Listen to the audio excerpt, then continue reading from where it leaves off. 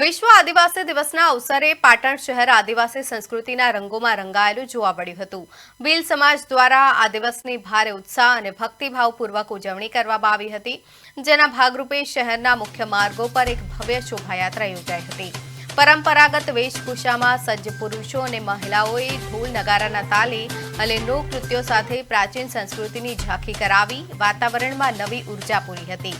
આ શોભાયાત્રા દરમિયાન ભીલ સમાજ દ્વારા પ્રકૃતિ અને પર્યાવરણનું જતન કરવાનો સમયસૂચક સંદેશ આપવામાં આવ્યો હતો। વૃક્ષો વાવવા અને પર્યાવરણને નુકસાનથી બચાવવાની હાકલ સાથે નીકળેલી આ રેલીએ નાગરિકોમાં પર્યાવરણ પ્રત્યે ખાસ જાગૃતિ ફેલાવી હતી।